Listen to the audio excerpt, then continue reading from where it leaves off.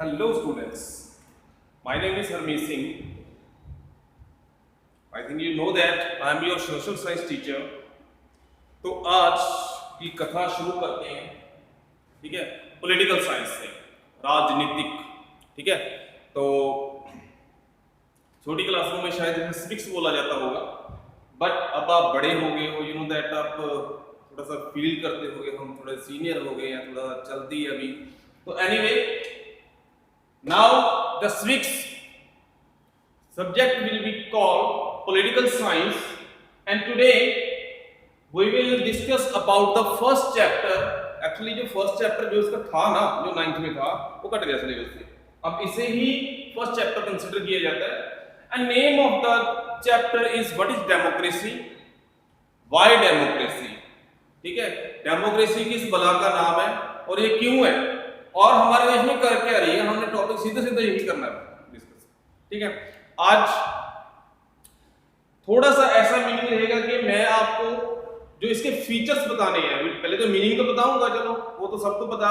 I think जब से आपका सब्जेक्ट शुरू हुआ है सोशल साइंस, तब से आप पढ़ते रहे होंगे। ये अभी डेमोक्रेसी की जो डेफिनेशन है पढ़ते रहोगे, पर आज उन्हीं सारी चीजों पर क्वेश्चन मार्क लगेगा, ठीक है। वो मीनिंग में कवर करते हैं। दूसरी चीज कि जो मैंने इसके फीचर बताने हैं वो कहानियों के रूप में बताएंगे, ठीक है। सच लैला मजनू की कहानी मत मान लेना, ठीक है। विक्रम बेताल की कहानी मत मान लेना। ये रियल कहानी है, रियल लाइफ इंसिडेंट हुए हैं। उसी में से हमारा जो एक फीचर है निकल के आएगा सामने, या फीचर की हेडिंग पहले मैं लिख दूंगा, ठीक है। अब उसका जो मीनिंग है कहानी के रूप में बताऊंगा। डेफिनेटली आपको कहानी याद रखनी पड़ेगी कि उसमें थोड़ा बहुत डाटा पड़ा होता है, पर फोकस जो आपने करना है वो करना है इसके कंसेप्ट पर, ठीक है। Again I am going to repeat my words, शुरू से करते हैं। Today we will discuss about grade 9 political science chapter number 1, what is democracy, why democracy, and your teacher Harmeet Singh. आप पहले ये नाम नोट कर दीजिए। मीनवाइल एक आपको रिक्वेस्ट रहेगी, हमेशा की तरह होती है, कि आप अपने पास नोटबुक और जो टेक्स्ट बुक है वो आप अपने पास रखोगे। जैसे जैसे आप मेरा वीडियो देखते जाओगे, बुक आपकी ओपन होगी। ओपन होने के बाद जो है, जो आपको डाउट्स आएंगे, जो कंफ्यूजन आएंगी, वो आप नोट करोगे और हमारे से पूछ सकते हो और आपके डाउट्स क्लियर रहेंगे। ओके, चलिए शुरू करते हैं।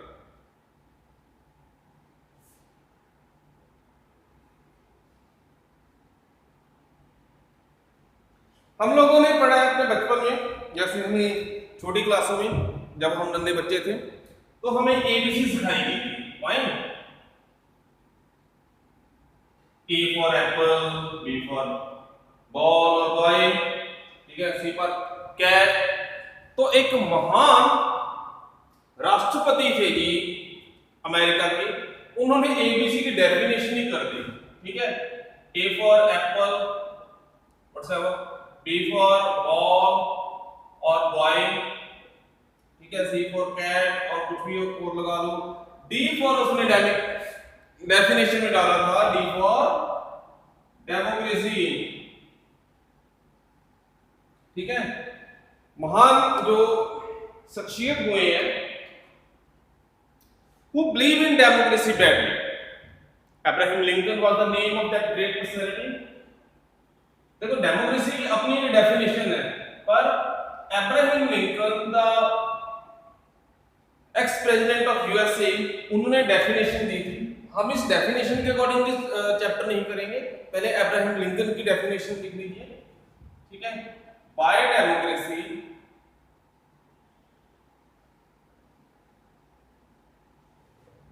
आई mean a government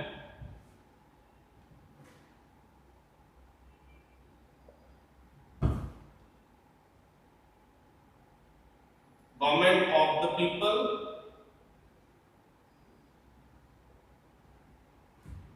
by the people,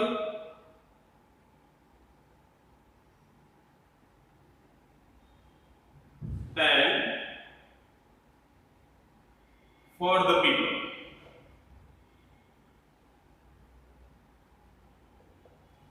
This was the definition given by the President of USA, Abraham Lincoln, about democracy.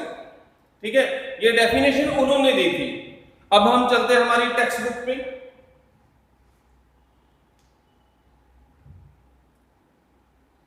तो उसके अकॉर्डिंगली डेफिनेशन क्या है। अब ये डेफिनेशन अपने आप में सवाल क्वेश्चन बन जाएगा।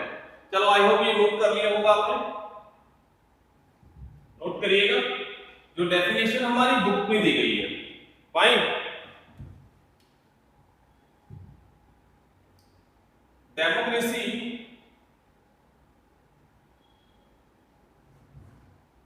is a type of government where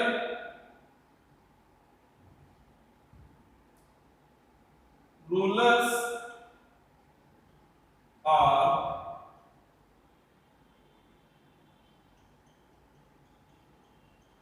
elected by the people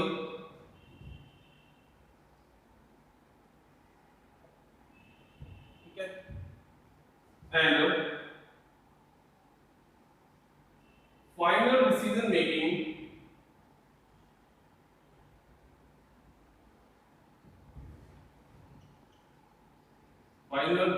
makers are the people। ये डेफिनेशन बुक में दी हुई है हमारी, ठीक है। तो देखने में आपको काफी आसान लग रही होगी डेफिनेशन, पर यहां पर यही ट्विस्ट है। इसमें जो वर्ड्स निकल के आते हैं, ठीक है, पहला वर्ड ये वाला टाइप ऑफ गवर्नमेंट, मैं लाइन कर देता हूं, बाइफरकेट करने की। टाइप ऑफ गवर्नमेंट, ये कौन से टाइप की गवर्नमेंट है। अब यहां क्वेश्चन मार्क लगा दिया तो सवाल अपने आप बन गया। देखो अब ये डेफिनेशन कॉम्प्लेक्स हो जाएगी। दूसरा रूलर्स, रूलर कौन है कंट्री का।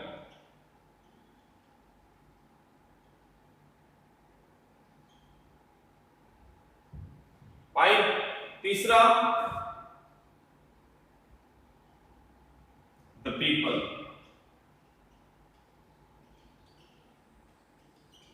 ये कौन लोग हैं जो रूलर्स को इलेक्ट करते हैं, ठीक है जी।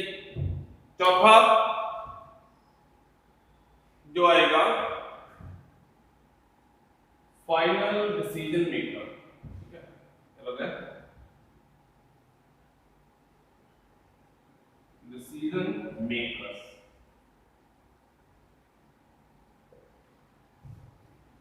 तो ये जो डेफिनेशन है डेमोक्रेसी की, ये अपने आप में सवाल बन रही है। आई थिंक आपको भी सेम फील हो रहा होगा जो मैं आपको एक्सप्लेन करना चाहता हूं, ठीक है। डेफिनेशन बड़ी सिंपल लगेगी एक बार पढ़ने में। Democracy is a type of government where rulers are elected by the people and the final decision makers are the people. अब इसमें से जो 4 वर्ड्स मैंने निकाले हैं, टाइप ऑफ द गवर्नमेंट, किस टाइप की गवर्नमेंट होगी डेमोक्रेसी में, ये तो कुछ बताया ही नहीं गया इस डेफिनेशन में, ठीक है। वो कौन लोग हैं जो फाइनल डिसीजन मेकर है, वो कौन लोग हैं जो रूलर्स को इलेक्ट करते हैं। अब जो रूलर्स हैं वो कौन है असल में, ठीक है, रूलर्स कौन है और कैसी कैसी उन्हें पावर्स दी गई हैं, ठीक है। रूलर एक डिक्टेटर है या मेल प्रैक्टिस करके बना हुआ है या फिर मोनार्क है। वो रूलर कौन है इस डेफिनेशन में नहीं क्लियर हो रहा, ठीक है। सो इस चीज को क्लियर करने के लिए मैं कुछ पॉइंट्स आपको नोट करवा देता हूं, ठीक है। तो इसके बाद जो हमारा ये डेफिनेशन ही बताइए अकॉर्डिंग टू द बुक जो आपकी एनसीईआरटी में दी गई है, ठीक है। आई होप सबने बुक्स जो एनसीईआरटी बुक्स ओपन की होगी। एनीवे, तो पहले मैं आपको इसका मीनिंग बताऊंगा डेमोक्रेसी का, what is the democracy in actual, fine. और उसके बाद मैं उसका जो है इसके फीचर बताऊंगा। फीचर, हर एक फीचर को एक्सप्लेन करने के लिए, सपोर्ट करने के लिए स्टोरीज बतानी है, real life stories of the different countries happened, ठीक है। तो मैं से रब करके सबसे पहले आपको मीनिंग बताता हूँ डेमोक्रेसी है क्या, या ये जो लोग हैं ये कौन है। ठीक है, पहला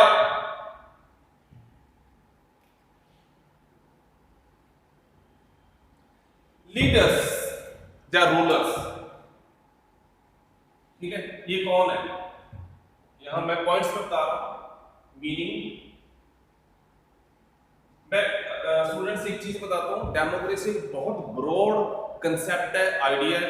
मैं कोशिश कर रहा हूं being a teacher of social science कि आपको इसका मीनिंग डिफाइन करने का, पर ये इसका मीनिंग इतना ज्यादा ब्रॉड है।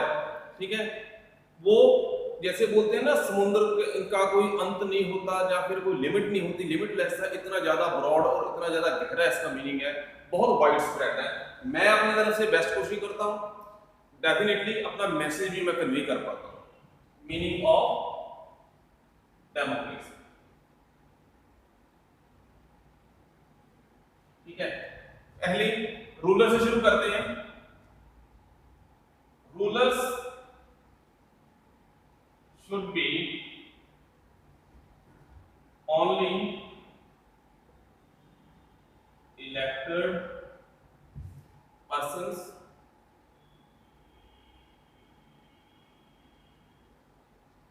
for a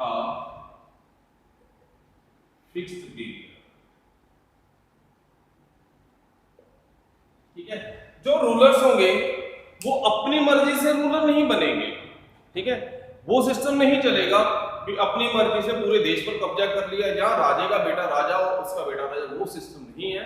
रूलर्स होंगे वो लोग अपनी चॉइस से चुनेंगे और एक फिक्स टाइम के लिए चुनेंगे, उस टाइप की गवर्नमेंट को बोलेंगे।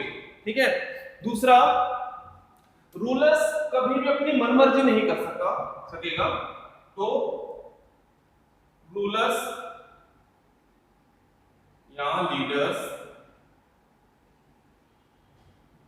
have to work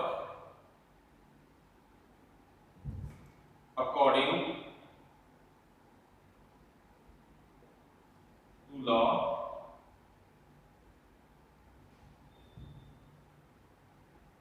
या क्या होना चाहिए, रूल ऑफ लॉ होना चाहिए। ठीक है, अब पीपल में कौन लोग आ जाएंगे, मैंने पीपल वर्ड कई बार कई जगह तो लिखा है, पीपल में कौन लोग आ जाएंगे,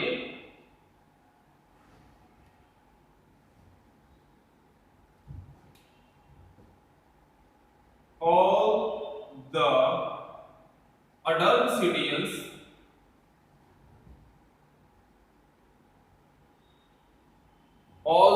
citizens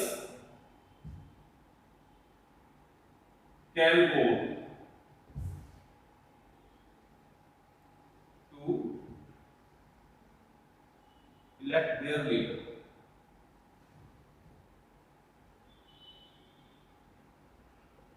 ठीक है, आप लोग जो मेरे को देख रहे हैं इस वक्त, आप तो वोट नहीं कर सकते ना, सॉरी गलत बोल गया। जो जो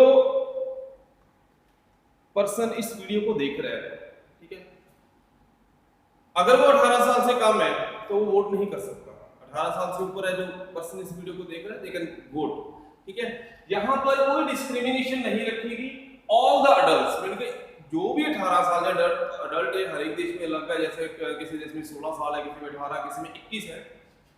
तो जो जो पर्सन्स 18 साल से ऊपर है, चाहे वो अमीर है उसमें लेना, चाहे गरीब है, डजंट मैटर, गोरा काला लंबा पतला मोटा, पंजाब का रहने वाला, किसी बिहार का रहने वाला, महाराष्ट्र का, इस चीज के नहीं मायने रखता।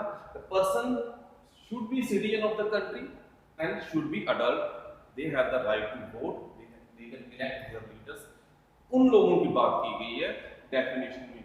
तो ये जो मैंने कीवर्ड्स आपको निकाल के दिए थे, ठीक है, यहां पर मेल हो, फीमेल हो, अमीर हो, गरीब हो, हिंदू हो, मुस्लिम हो, सिख हो, क्रिश्चियन हो, ठीक है, डजंट मैटर। और हर एक पर्सन की वोट की वैल्यू, इक्वल वैल्यू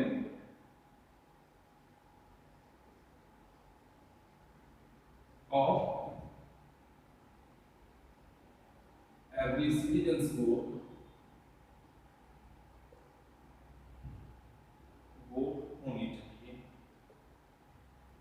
डेमोक्रेसी का जो डेफिनेशन है उसका मीनिंग, जो कीवर्ड्स मैंने निकाले थे वो इन पॉइंट्स में कवर होते हैं। फाइन, तो आई होप कि आपको डेमोक्रेसी का मीनिंग पता चल गया होगा कि इस टाइप की गवर्नमेंट जहां पर रूलर्स को इलेक्ट कौन करते हैं, वहां के सिटीजन्स पर फिक्स टाइम के लिए करते हैं, परमानेंटली नहीं करते। ठीक है, रूलर्स को जो वर्क करना पड़ता है, ठीक है, वो करना पड़ता है अकॉर्डिंग टू द लॉ, या रूल ऑफ लॉ होना चाहिए। सबको इक्वल अपॉर्चुनिटी, एजुकेशन, चॉइस होनी चाहिए। प्लस सारे अडल्ट सिटीजन है वो इलेक्ट कर सकते हैं। देखो इसमें कोई डिस्क्रिमिनेशन नहीं रहती कि वो अमीर है वो गरीब है, ठीक है, वो किस एरिया में रहता है, गोरा काला, कुछ नहीं है। ठीक है, हर एक पर्सन की एक वोट होनी चाहिए और सबको वोट करने का राइट होना चाहिए, सेम वैल्यू के साथ, वोट की वैल्यू के साथ। आपने फ्रेंच रेवोल्यूशन में पढ़ा था कि जो थर्ड एस्टेट के लोग थे वो डिमांड कर रहे थे during the estate general meeting के सारे के सारे जो थर्ड एस्टेट के लोगों को कुल मिला के वोट की वैल्यू एक ही थी, पर उनकी डिमांड क्या थी, 1 पर्सन 1 वोट 1 वैल्यू, बराबर से। तो ये सारा मीनिंग निकलता है डेमोक्रेसी का, ब्रॉडर मीनिंग है जो जिसे हम ले सकते हैं। और जो डेफिनेशन है वो ऑलरेडी मैंने आपको 2 लिखवा दी, अब्राहम लिंकन की, दूसरी जो आपकी एनसीआर की बारे में। फाइन स्टूडेंट्स, आई होप ये आपको कंसेप्ट क्लियर हो गया होगा, समझ आ गया होगा, कोई डाउट नहीं होगा। डेफिनेटली सोशल साइंस सबका प्यारा और फेवरेट सब्जेक्ट है, किसी को डाउट होता ही नहीं। ठीक है, तो चलिए हम नेक्स्ट चलते हैं, फीचर्स ऑफ डेमोक्रेसी। ठीक है, इसका कोई भी फीचर मैं जो दिखाऊंगा और उसे एक्सप्लेन स्टोरी के रूप में करूंगा, उसके बाद हम कंसेप्ट पर फोकस करेंगे भी उस स्टोरी में हमें समझाया समझ क्या गया है। ठीक है,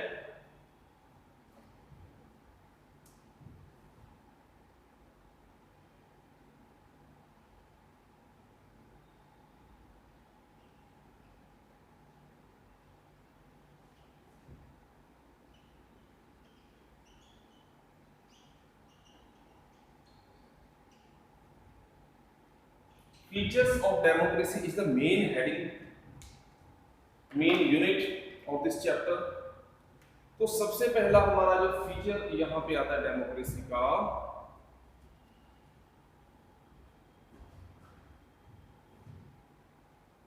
मेजर डिसीजंस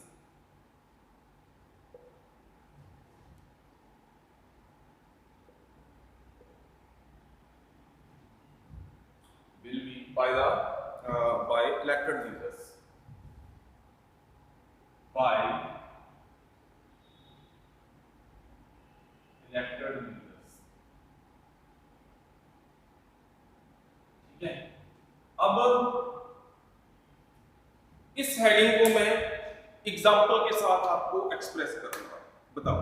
ठीक है, एग्जांपल स्टोरी के रूप में। ये स्टोरी है हमारे पड़ोसी कंट्री पाकिस्तान की। ठीक है, क्या था, अक्टूबर 1999 में जो पाकिस्तान के प्राइम मिनिस्टर थे ये थे नवाज शरीफ जी,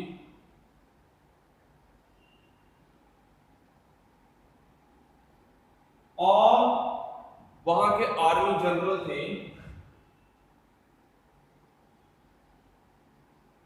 उनका नाम था परवेज मुशर्रफ।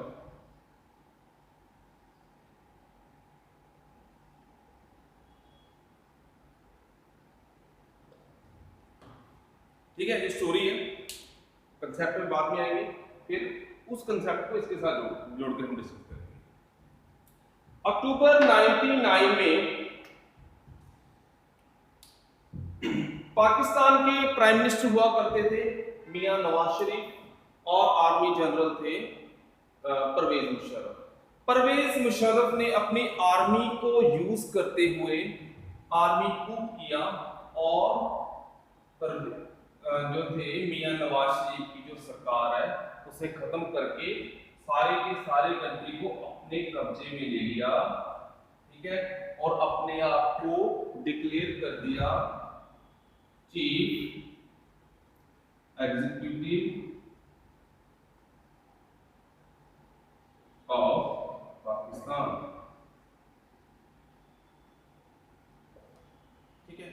अब देखो यहां पर खास चीज आ रही है, डिसीजन सारे अब कौन ले रहा था कंट्री में? परवेज मुशर्रफ। क्या थे वो? Chief executive. पर क्या वो इलेक्टेड लीडर थे? नो। ठीक है, करते कराते उन्होंने अपने 4 साल निकाल लिए और साल आ गया आगे 2002 का। ठीक है, तो ये अपने टेन्योर को और ज्यादा आगे लेके जाना चाहते हैं। 2002 तक उन्होंने अपने आप को चीफ एग्जीक्यूटिव ही अनाउंस करता रहा, यूनिफॉर्म पहन के रखी उन्होंने। ठीक है, 2002 में उन्होंने एक वोटिंग करवाई, रेफरेंडम, जहां पर सर्वे किया जाता है, किस्म की वोटिंग ही लगा लो। वोटिंग थी, पाकिस्तान के लोगों से वोटिंग करवाई, रेफरेंडम करवाया, that are they happy to be chief executive of Pakistan as Pervez Musharraf. ठीक है, तो लोगों, तो इसमें सारा रेफरेंडम उनके फेवर में हो गया और परवेज मुशर्रफ ने अपने आप को प्रेसिडेंट अनाउंस कर दिया, that now onwards Pervez Musharraf is the president of Pakistan. अब यहां पर फिर बवाल हो गया। बवाल क्या होना था कि पाकिस्तान के जो सोशल एक्टिविस्ट हैं, ह्यूमन राइट एक्टिविस्ट हैं, मीडिया पर्सन्स हैं, उन्होंने इस चीज के रिगार्डिंग, इस रेफरेंडम के रिगार्डिंग बहुत ज्यादा प्रचार किया कि परवेज मुशर्रफ ने ये रेफरेंडम अपने फेवर में करवाने के लिए बहुत से बहुत गलत तरीके यूज किए हैं। और ये कहानी थमी नहीं,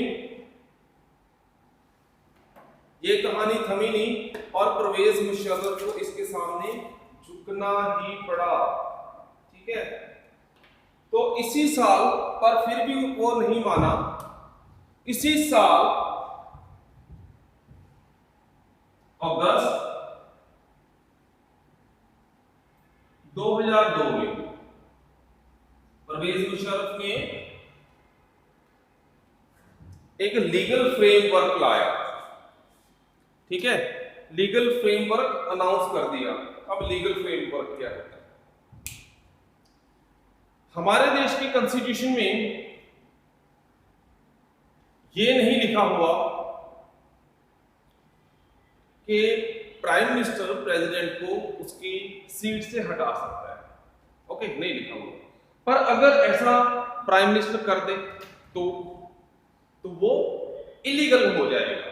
ठीक है, the decision taken by the prime minister will be considered illegal on the basis of constitution, क्योंकि कॉन्स्टिट्यूशन में इस चीज के बारे में नहीं लिखा हुआ। पर अगर पार्लियामेंट कॉन्स्टिट्यूशन में ये चीज लिख दे कि प्राइम मिनिस्टर के पास पावर है, वो कभी भी प्रेसिडेंट ऑफ इंडिया को उसी सीट से रिमूव कर सकता है, तो कॉन्स्टिट्यूशनली वो वैलिड हो जाएगा। इसी किस्म का उसने काम किया, उसने इंट्रोड्यूस करवाया लीगल फ्रेमवर्क, उसने अनाउंस करवा दिया। इस लीगल फ्रेमवर्क में प्रोविजंस क्या थी? सबसे पहले यहां पर प्रेसिडेंट, जो उस वक्त प्रेसिडेंट थे परवेज मुशर्रफ, उन्हें बहुत सारी पावर्स दे दी गई, दैट प्रेसिडेंट कैन रिमूव। अच्छा, एक और चीज, थोड़ी मैं जो चीज बताया मिस कर गया। प्रेसिडेंट उसने अपने आप को अनाउंस करा दिया। पाकिस्तान में उसने इलेक्शन करवाने से पहले ये लीगल फ्रेमवर्क ले आया कि इलेक्शन करवा दी गई और अपने आप को लीगल फ्रेमवर्क अगस्त 2002 के अकॉर्डिंगली ये प्रूव करवा दिया, कॉन्स्टिट्यूशन में ये लिखवा दिया कि president of Pakistan can remove the national assembly and जो है प्रोविंशियल असेंबली, जैसे हमारे इंडिया में होती है राज्य सरकार या स्टेट गवर्नमेंट, उसे कभी भी वो रिमूव कर सकता है, हटा सकता है, डिसमिस कर सकता है जब भी वो चाहे। अब प्रेसिडेंट के पास पावर कितनी होगी? अनलिमिटेड पावर होगी। दूसरा इसमें मेन प्रोविजन क्या रखी गई कि उसने एक नेशनल, मैं थोड़ा सा रब करता हूं, स्पेस कम बची है,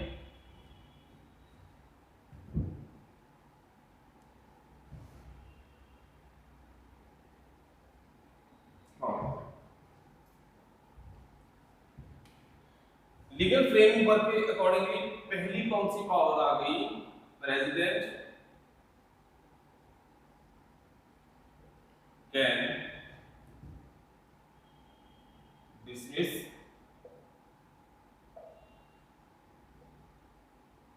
dissolve national and state assemblies। President बनने के बाद उसने इलेक्शन भी करवानी थी, पर इलेक्शन करवाने से पहले अपने पास पावर ले ली कि प्रेसिडेंट जब भी चाहे नेशनल असेंबली को या किसी भी स्टेट असेंबली को रिमूव कर सकता है, खत्म कर सकता है, डिसॉल्व कर सकता है। दूसरा, उसने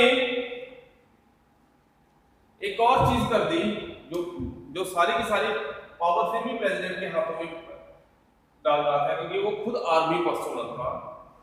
उसने बनाया national security council.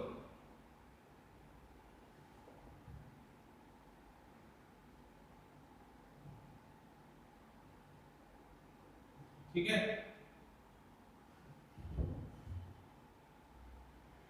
all the members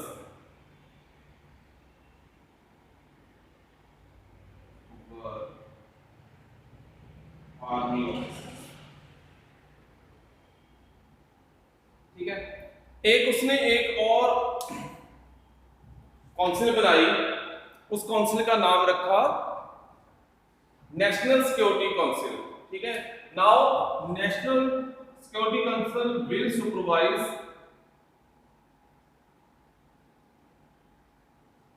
civilian assemblies.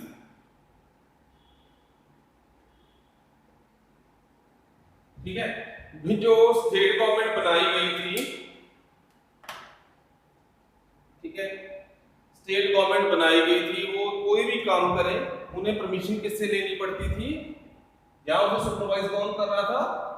National security council, जिसके सारे के सारे मेंबर आर्मी ऑफिसर थे। अब यहां इसके साथ कंपेयर करोगे, डिसीजन कौन ले रहा था? यहां पर नेशनल सिक्योरिटी काउंसिल ले रहा था या प्रेसिडेंट ले रहा था? जो गलत तरीके से मेल प्रैक्टिस करके प्रेसिडेंट बना रेफरेंडम के बाद, तो मेजर डिसीजन कौन ले रहा था? जो वो बंदा कि जो लोगों के द्वारा या सिटीजन्स के द्वारा इलेक्ट किया ही नहीं गया। ठीक है, तो क्या ये डेमोक्रेसी हुई पाकिस्तान में?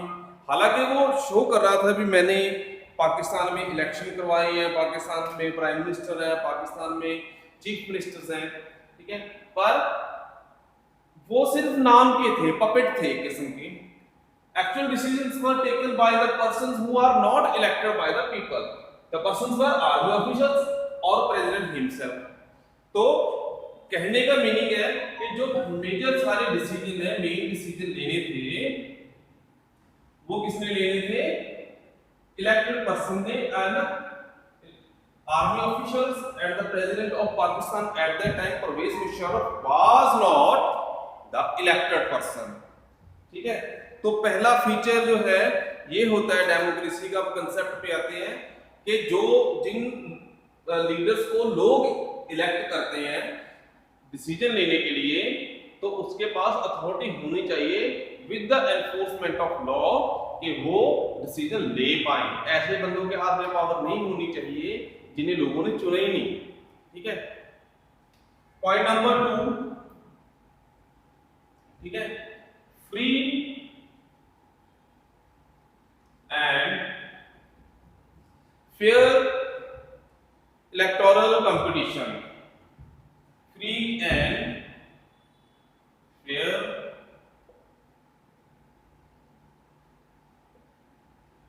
Electoral competition.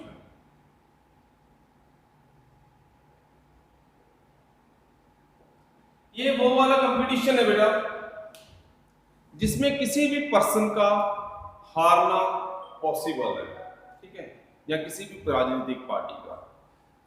पहले कांग्रेस पावर में हुआ करती थी, पावर में होने के बाद पावर में मतलब रूलिंग पार्टी, जो प्राइम मिनिस्टर जो थे हमारे doctor Manmohan Singh ji, he was from the Congress party. तो पावर में होने के बाद भी वो दोबारा बार बार प्राइम मिनिस्टर नहीं बन पाए। प्रेजेंटली माननीय श्री मोदी जी वो इंडिया के प्राइम मिनिस्टर हैं, ठीक है, पर वो प्राइम मिनिस्टर तब तक बने रहेंगे जब तक लोग उन्हें अपना नेता मानेंगे, या बाय हार्ट फ्री तरीके से, ठीक है, उनकी वोटिंग होगी, और जब तक वो लोगों की नीड्स या उनकी जो राय है उसे कंप्लीट करते रहेंगे। फाइन। इस टॉपिक का की एग्जांपल हम दो कंट्रीज से लेते हैं। पहली चाइना, ठीक है, दूसरी कंट्री मैक्सिको, ठीक है। ये वाली major decision by the elected leaders, ये दोनों में फिट बैठता है, पर फिर भी हम इन दोनों कंट्रीज को डेमोक्रेटिक कंट्री नहीं बोल सकते। मैंने इस पॉइंट में ये बताया था कि जिन लोगों को लोग चुन के भेजते हैं उनके पास ही पावर होनी चाहिए डिसीजन मेकिंग की। यहां पर ये चीज फिट बैठती है। चाइना में जो पर्सन इलेक्टेड होते हैं, इलेक्ट होकर जीत के जाते हैं, या मैक्सिको में जाते हैं, उनके पास रियल में पावर होती है टू टेक द डिसीजंस। पर यहां पर फिर डेमोक्रेसी का सेकंड फीचर फिट नहीं बैठता। कैसे? मान लो मैं आपके सामने दो कैंडिडेट रख देता हूं कि या तो दो ऑप्शन रख देता हूं कि या तो आप बीजेपी को वोट डालो, दूसरी ऑप्शन, या फिर बीजेपी को वोट डालो। मैंने गलत नहीं बोला, यही चीज मैं समझाने की कोशिश कर रहा हूं कि लोगों के पास चॉइस ही अगर ना हो दूसरे पर्सन की, तो लोग अपने पसंद का, अपनी चॉइस का लीडर कैसे इलेक्ट करेंगे? ठीक है स्टूडेंट्स, एक चीज मैं क्लियर कर देता हूं, मैं कभी किसी भी पॉलिटिकल पार्टी को सपोर्ट नहीं करता, ना ही उसे निगलेक्ट करता हूं। Being the honest citizen of the country, मैंने एक और एग्जांपल देने की कोशिश की है कि अगर वोटर्स है, वोटर्स के पास ऑप्शन ही ना हो, चॉइस ही ना हो वोट करने की, तो वो करेगा भी क्या? एग्जांपल रिपीट कर देता हूं। जहां तो पहली ऑप्शन है कि आप बीजेपी को वोट डालो, दूसरी ऑप्शन है आप या फिर बीजेपी को वोट डालो। चाहे कान ऐसे पकड़ लो, ठीक है, चाहे ऐसे पकड़ लो, मीनिंग है चीज वही जाती है। और चाइना में ये चीज फिट बैठती है। ये वाली चीज major decision by elected leader से चाइना और मैक्सिको में है, रियल में है, पर फिर भी चाइना और मैक्सिको एक डेमोक्रेटिक कंट्री नहीं है। कैसे? ठीक है, पहले चाइना के एग्जांपल से चलते हैं।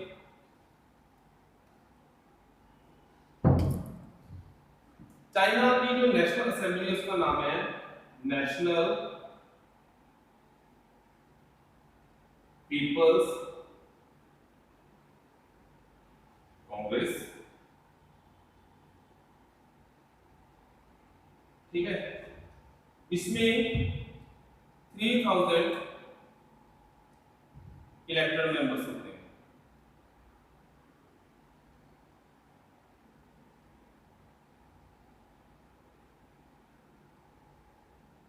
ठीक है जी।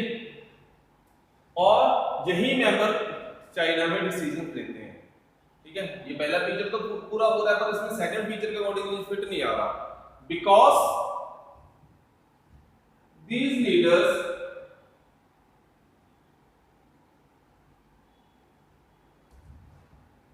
has to take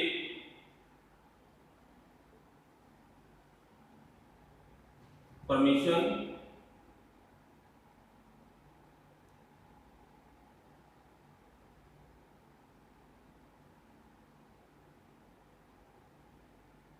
from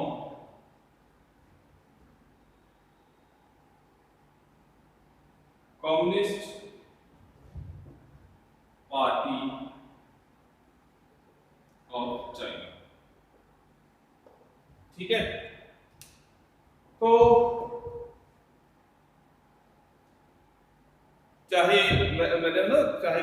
ऐसे पकड़ लो चाहे ऐसे पकड़ लो, जिस बंदे ने भी इलेक्शन में खड़े होना है, कैंडिडेट बनना है, तो उसे किससे परमिशन लेनी पड़ेगी? चाइना की कम्युनिस्ट पार्टी से। और चाइना की कम्युनिस्ट पार्टी परमिशन किस बंदे को इलेक्शन करने के लिए देगी? जो उसकी विचारधारा को फॉलो करता है और इस चीज का भरोसा कम्युनिस्ट पार्टी ऑफ चाइना को दिलाता है कि इन केस के वो इलेक्ट होता है तो वो सारे का सारा वर्क इनकी गाइडलाइंस के अकॉर्डिंगली, जो इसकी चाइनीज कम्युनिस्ट पार्टी की गाइडलाइंस है उसे अकॉर्डिंगली करेगा। स्टूडेंट्स एक चीज बताता हूँ, चाइना में एक मेन पॉलिटिकल पार्टी है, बार बार सरकार इसकी बनती है कि पार्टी वही है। इसके बिना छोटी और 8 पार्टियां भी हैं, ठीक है, but they are affiliated with the communist party of China.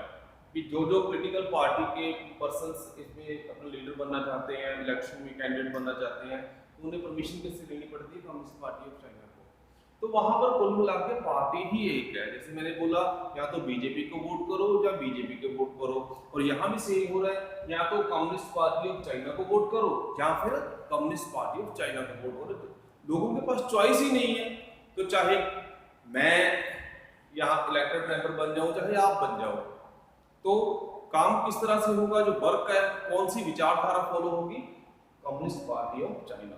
Mean से पीपल हैव नो चॉइस, ठीक है। तो फ्री और फेयर इलेक्शन का तो मीनिंग ही खत्म हो गया।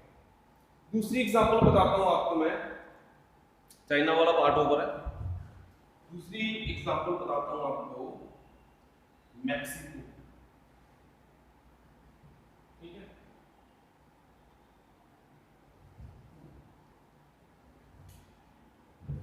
दूसरी एग्जांपल है मैक्सिको, ठीक है। गॉट इंडिपेंडेंस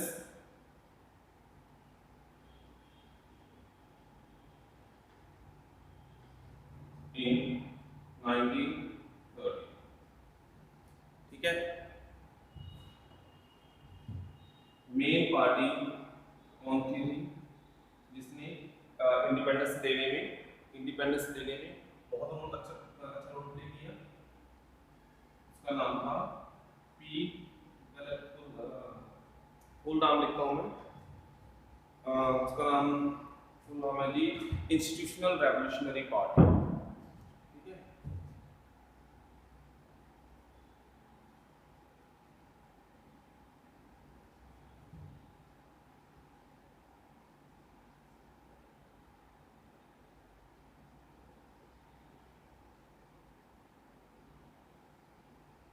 इसे एप्लीकेशन में बोल देते हैं PRI। देखो वर्ड्स उल्टे हैं पर मीनिंग वही है। शॉर्ट फॉर्म में PRI बोलते हैं, फुल फॉर्म में इंस्टीट्यूशनल रेवोल्यूशनरी पार्टी बोलते हैं। तो जिस तरह से कांग्रेस ने इंडिया, ठीक है, तो जो इंस्टीट्यूशनल रेवोल्यूशनरी पार्टी थी वो 1930 से लेके ईयर 2000 तक पावर में रही का मीनिंग कि 1930 के बाद साल 2000 तक वो इलेक्शन लड़ती रही और हर बार जीतती रही, ठीक है। शायद आपके मन में ऐसा विचार आ रहा होगा कि जो है PRI इंस्टीट्यूशनल रेवोल्यूशनरी पार्टी बहुत अच्छे काम करती थी, इसलिए बार बार लोग उन्हें जिताते थे। चाइना के कंटेक्स्ट में देखें तो वहां पर एक ही पॉलिटिकल पार्टी थी, लोगों के पास कोई चॉइस नहीं थी फ्री एंड फेयर इलेक्शन की। पर मैक्सिको में बहुत सारी और पॉलिटिकल पार्टीज भी थी, ठीक है। यहाँ पर ना तो कभी आर्मी कूप हुआ और ना ही यहाँ पर कम्युनिस्ट विचारधारा थी। यहाँ पर बहुत सारी पॉलिटिकल पार्टी थी, पर बार बार PRI क्यों जीतती थी? ये सोचने वाली बात है। बार बार क्या, 1930 से लेके सन 2000 तक ये बार बार जीतती रही। अब इसके पीछे का कारण अजीब है, ठीक है। तो इसमें आप लिख सकते हो, नोट कर सकते हो, आपकी बुक में भी दिया हुआ है। PRI जो है इलेक्शन जीतने के लिए मेल प्रैक्टिस या गलत तरीकों का इस्तेमाल करती थी। किस तरह से? पहला, PRI used to spend huge amount of money during the election campaign, जब इलेक्शन की कैंपेन होती थी तो बहुत ही ज़्यादा पैसा वो इलेक्शन कैंपेन पर स्पेंड करते थे। हमारे यहाँ तो रूल है भी, कोई भी लीडर है या कोई एमएलए है, एमएलए का कैंडिडेट है, वो इतनी लिमिट के पैसे ही लगा सकता है, खर्च कर सकता है जीतने के लिए, और उसका हिसाब भी इलेक्शन कमीशन को देना पड़ता है। पर यहाँ रूल नहीं था, वो अनलिमिटेड मनी और huge amount of money election campaign पर लगाते थे। दूसरा, पीआरआई पार्टी गवर्नमेंट ऑफिशियल के थ्रू लोगों पर इन्फ्लुएंस डालते थे कि वो पर्टिकुलर जो है पीआरआई को वोट करें। इवन गवर्नमेंट टीचर्स को बोला जाता था कि पेरेंट्स को प्रेशराइज करें कि वो पीआरआई इंस्टीट्यूशनल रेवोल्यूशनरी पार्टी को वोट करें। तीसरा, वो मीडिया को बहुत ज्यादा पैसे देते थे। ठीक है, मीडिया को किस तरह से पैसे देते कि उनके बारे में ही अच्छी अच्छी न्यूज प्रिंट करते रहे या फिर ब्रॉडकास्ट करते रहे, और दूसरी जो है पार्टीज थी उनके बारे में नेगेटिव प्रचार करें। ठीक है, ये इस जीतने का कारण था। अब यहाँ पर जो कंसेप्ट आता है, पहले हम चाइना के कंपटीशन में लेते हैं। देखो, पहले ये वाले feature, major decision are taken by the elected leaders Mexico में और चाइना में फिट बैठते हैं। हाँ, मेजर डिसीजन यही ले रहे हैं, पर चाइना में और मैक्सिको में फ्री एंड फेयर इलेक्शन नहीं होती, इलेक्टोरल कंपटीशन नहीं होता। क्यों? क्योंकि चाइना में पार्टी एक है और यहाँ मैक्सिको में पीआरआई इंस्टीट्यूशनल रेवोल्यूशनरी पार्टी मैल प्रैक्टिस करके, गलत तरीके की बरतों करके, यूज करके जीतती थी। ठीक है स्टूडेंट्स, तो ये हो गया हमारा सेकंड फीचर ऑफ डेमोक्रेसी। तीसरे फीचर की हम बात करते हैं, वो है one person one vote one value. हमने फ्रेंच रेवोल्यूशन में भी यही पढ़ा था। ठीक है, ये रब कर रहा हूं मैं तीसरा फीचर लिखने जा रहा हूं।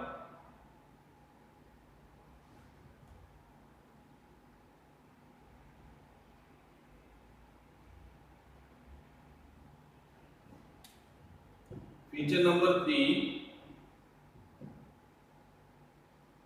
One person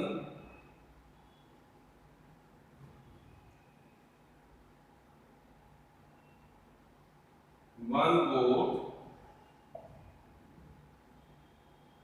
one value.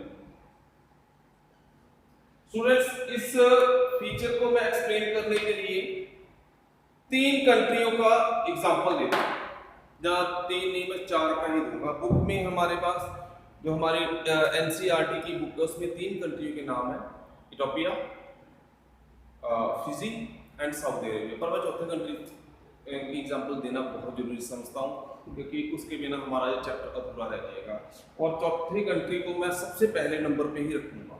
Students, आपको याद होगा हमने फ्रेंच रेवोल्यूशन में डिस्कस किया था कि the society of France before the French revolution was divided into 3 estates and all the members of single state they have only one vote, and person के wise वहां पर वोट नहीं होती थी, पूरी की पूरी स्टेट की एक ही वोट हुआ करती थी। अब देखो, पर्सन्स की गिनती में बहुत ज्यादा फर्क था, and the leaders of the third estate in France they were demanding one person one vote one value। वो बोले थे पर पर्सन के अकॉर्डिंगली वोट की काउंटिंग होनी चाहिए। और जो किंग लुई 16 था वो इस चीज पर अड़ा हुआ था कि पुराने सिस्टम के अकॉर्डिंगली ही वोट करवानी है, क्योंकि अगर वो अपनी जिद पर ना अटता तो वो टैक्स इंक्रीज नहीं कर पाता था। फ्रांस के बारे में हमारी इस बुक में, इस चैप्टर के बारे में नहीं बताया, पर ये बेसिकली यहीं से शुरू होता है। अब दूसरे देशों की जो हमारी बुक में दिए हुए हैं उनके नाम मैं बताता हूं आपको। सबसे पहले इस कंट्री का नाम आता है सऊदी अरेबिया। सऊदी अरेबिया में वुमेन can't vote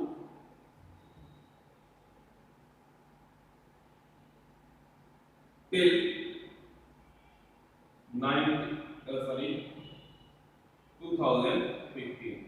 2015 से पहले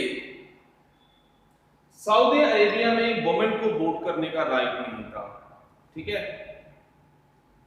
ये वहां रूल है, आपको वोट करने का राइट है। तो अगर डेमोक्रेसी का ये वाला फीचर है, one person one vote one value, that country will be a true democratic country. पर अगर ये बात करें इन फीचर में से एक भी फीचर मिस है तो वो कंट्री डेमोक्रेटिक नहीं रहेगा। दूसरे कंट्री की डेफिनेशन आपको देता हूं, एस्टोनिया सॉरी।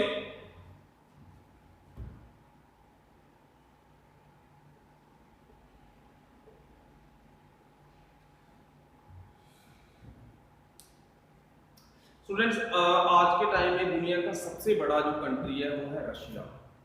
1990 से पहले रशिया इससे भी बड़ा होता था, तब उसका नाम था USSR, Union of Soviet Socialist Republic.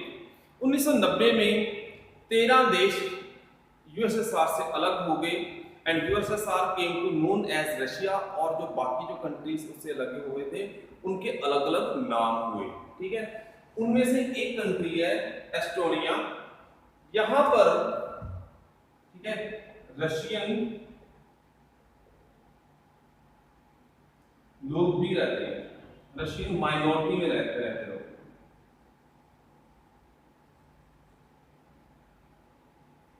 ठीक है जी, मैं रिपीट करता हूं, यही चीज शायद दोबारा बताना जरूरी है।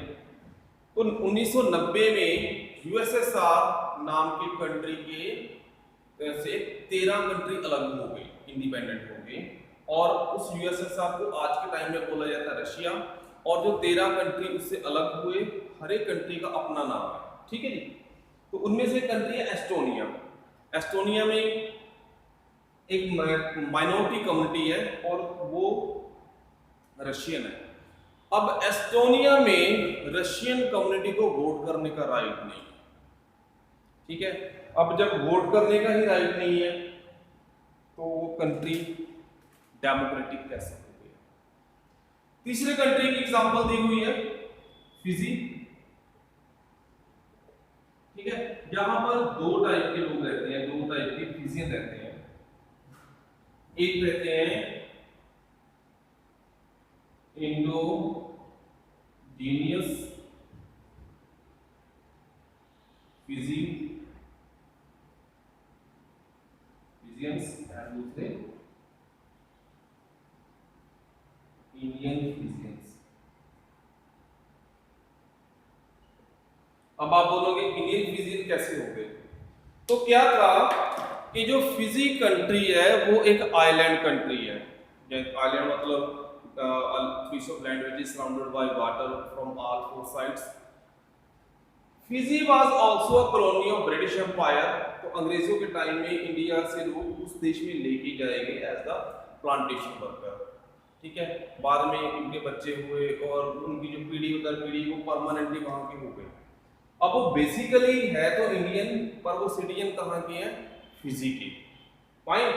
और दूसरे इंडिजिनियस फिजियन कौन हो गए, जो बेसिकली फिजी के रहने वाले हैं। अब बात करते हैं वोटिंग के राइट की। यहां पर क्या है, इंडोजीनियस फिजियन और इंडियन फिजियन दोनों को वोट करने का राइट है, पर यहां पर फर्क क्या है कि इनकी वोट की वैल्यू, जो इंडोजीनियस फिजियन है उनकी वोट की वैल्यू ज्यादा है, इनकी वोट की वैल्यू कम है। तो यहाँ पर ये वाली चीज फिट नहीं बैठती, 1% 1 वोट 1 वैल्यू, पर यहाँ पर वैल्यू ज्यादा है, यहाँ पर कम है। माइनॉरिटी को वोट करने का राइट ही नहीं, यहाँ पर 2015 तक वुमेन को वोट करने का राइट नहीं है। तो ये यहाँ पर डिस्क्रिमिनेशन क्लियर तौर पर आपको दिखाई दे रही होगी कि वोट करने के लिए ना तो उसकी कम्युनिटी देखी जाए, ना जेंडर देखा जाए, ना उसकी इकोनॉमिकल प्रॉस्पेरिटी देखी जाए, ना ही उसकी रेस देखी जाए। ठीक है, तो ये तीनों कंट्री उस अकॉर्डिंगली, इस फीचर के अकॉर्डिंगली फिट नहीं बैठते। ये एग्जांपल के थ्रू आपको बताया गया, ये कंसेप्ट है कि अगर वोट करने का राइट है तो सबको बराबर राइट होना चाहिए वोट करने का। ठीक है, इग्नोर किया जाना चाहिए कि वो माइनॉरिटी कम्युनिटी को बिलोंग करता है, वो किसी फीमेल जेंडर को बिलोंग करता है, या फिर किसी पर्टिकुलर रेस को बिलोंग करता है। ये नहीं होना चाहिए। This is against the rules और एथिक्स ऑफ डेमोक्रेसी। ठीक है स्टूडेंट्स, अब feature number 4,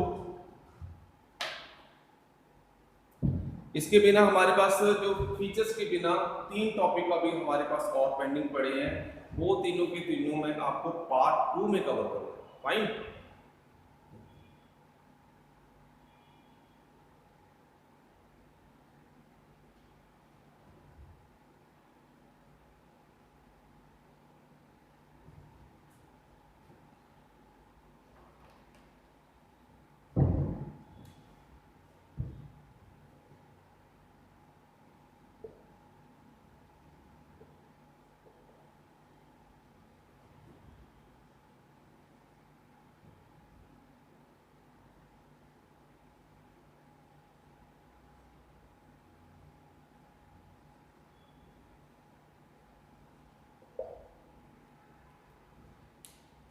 fourth and the last feature of the democracy, ये हमारा लास्ट हेडिंग रहेगा जो हमने आज कवर करना है। इसके बाद हम ये सेशन एंड करेंगे। फाइन। तो बाकी वाले जो पेंडिंग जो हमारे 3 टॉपिक्स पड़े हैं वो पार्ट 2 में हम कवर करेंगे। और हाँ, उसमें मैं रिकॉल ये वाले फीचर्स को जरूर, जो आज हमने डिस्कस किया है उसे मैं पॉजिटिवली इसे रिकैप्चुलेट करवाऊंगा आपको। ठीक है, आज के लिए यहीं पे एंड करूंगा। चलो खैर, हम लास्ट वाला पॉइंट पढ़ते हैं, rule of law and respect for rights. ठीक है, पहले आप फीचर को देख लीजिए अच्छी तरह से, देन आफ्टर हम फर्दर प्रोसीड करते हैं। ठीक है जी।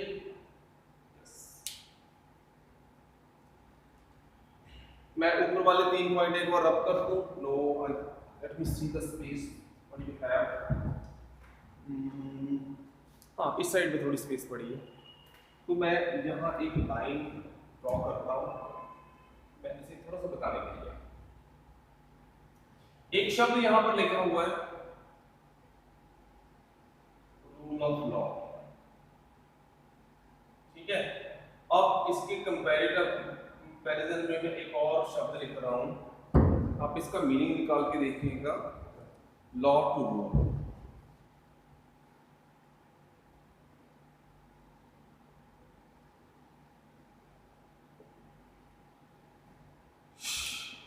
ठीक है, अब ये दोनों शब्द देखो, वर्ड आगे पीछे किए मैंने, पर मीनिंग टोटली इनवर्स हो रहा है। कैसे? अगर डेमोक्रेसी की बात की जाए तो कोई भी लीडर अपनी मनमर्जी नहीं कर सकता। ठीक है, ही और she have to work according to the rule. ठीक है, अपनी मनमर्जी नहीं कर सकता। This is the main feature of democracy. पर अगर बात करें लॉ टू रूल की, कि हमारे पास कानून है, ठीक है, और हम रूल करेंगे, वो डेमोक्रेसी का नहीं फीचर होता, वो किसी और टाइप की गवर्नमेंट का, डिक्टेटर का, मोनार्की का फीचर होता है।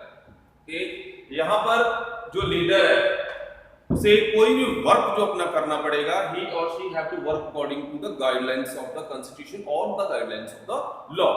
ठीक है, यहां पर जो लीडर अपनी मनमर्जी पूरी तरह कर सकता है, ये डेमोक्रेसी का फीचर नहीं है। इसी चीज में मैं आपको इसी टॉपिक में कवर करवाऊंगा मैं। ठीक है, कि मेरे पास लॉ है, ठीक है, then I will rule according to me. Fine. तो स्टूडेंट्स, मैं रब कर रहा हूं वो चीज। अब हम आते हैं नेक्स्ट कंट्री, जिसकी एग्जांपल हमारी बुक में दी हुई है। ठीक है, उस कंट्री का नाम है जिम्बाब्वे।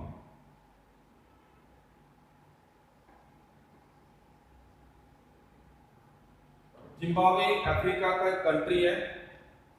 ठीक है जी, और बाकी जैसे अफ्रीका के कंट्री थे या है लाइक इंडिया, उनकी तरह ये भी जो है ना, रिवर कॉलोनी ऑफ वाइट, या कॉलोनी नहीं लिखेंगे, मैं शब्द चेंज कर रहा हूँ, बॉर्न इंडिपेंडेंस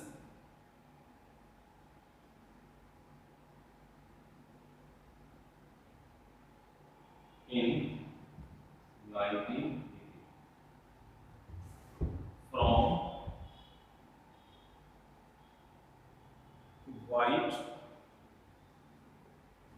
माइनॉरिटी। ठीक है। जिम्बाब्वे को इंडिपेंडेंस मिली 1980। ठीक है। साउथ अफ्रीका को इससे भी लेट मिली है 1994। किनसे मिली? White minority. जो माइनॉरिटी वाले लोग थे, अब देखो एक बड़ा उल्टा सा काम है ना। श्रीलंका का ऐसा सीन था, इंडिया का ऐसा सीन है कि मेजोरिटी जो है, मेजोरिटी और माइनॉरिटी का यहाँ पर माइनॉरिटी डोमिनेट कर रही है। खैर, Zimbabwe got independence in 1980 from white minority. ठीक है। तो मैं स्टूडेंट इस साइड में लिख रहा हूँ, ये इस चीज की विजिबिलिटी कम आ रही है। तो मेन पार्टी कौन थी? Main party ZANU PF. ये नाम याद रख लीजिए, ये ज़ानू है, जानू नहीं, वो समझ लेना। ठीक है। ये पॉलिटिकल पार्टी है, पर्सन नहीं कि आप जानू जानू करके एड्रेस करोगे। तो ये पार्टी लीडिंग पार्टी थी which played a great role for the sake of independence from white minority for Zimbabwe. Name of the political party is ZANU PF. ठीक है।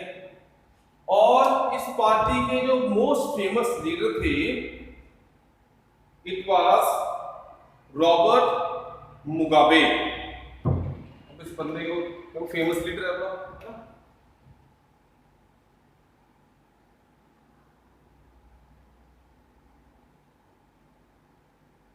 He was the popular leader of ZANU PF, the party। 1980 में independence मिल गई। ठीक है। And Mugabe was nominated as the president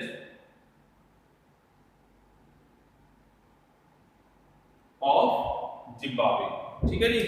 तो Mugabe को nominate कर दिया गया, प्रेसिडेंट नॉमिनेट कर दिया गया जिम्बाब्वे का। फाइन। अब प्रेसिडेंट बनके, अब ये बड़ा तगड़ा देशभक्त, he was very famous leader also, लोगों में बड़ा फेमस था। पर जैसे ही वो यहाँ इंडिपेंडेंस मिली, रॉबर्ट मुगाबे प्रेसिडेंट बन गया, तो इसके मन में पाप आ गया। ठीक है। पाप क्या आया कि ये चाहता था कि जब तक ये जिंदा रहे तब तक ये ही प्रेसिडेंट बना रहे। तो इसने कॉन्स्टिट्यूशन में काफी ज्यादा अमेंडमेंट कर दी, चेंज कर दिया। ठीक है। दूसरा,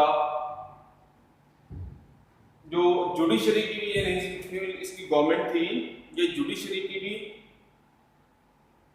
नहीं सुनता था। तीसरा, media was under control of the government. आप खुद लिख लीजिए, तो मेरे पास स्पेस नहीं है, चलो मैं यहाँ स्पेस बनाता हूँ। ठीक है। इसको आगे कंटिन्यू कर रहे हैं। ठीक है। मुगाबे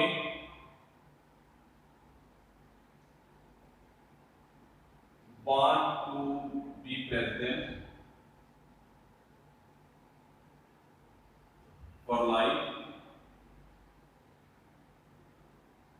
ठीक है। सारी उम्र के लिए ये प्रेसिडेंट बना रहना चाहता था। पर जैसे मैंने सबसे मीनिंग में सबसे पहला पॉइंट बताया भी, persons who rule the country who take the decision should be elected person for a fix time. तो ये डेमोक्रेसी को निगलेक्शन हो गई, ये वाला पॉइंट जो इसकी विश थी। ठीक है। दूसरा, media was under his control. Media इसके बारे में कुछ नहीं लिख सकता था। ठीक है जी।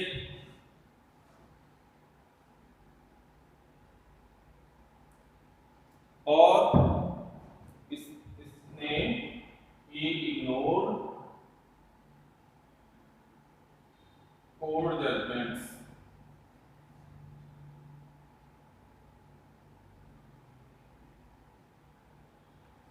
तो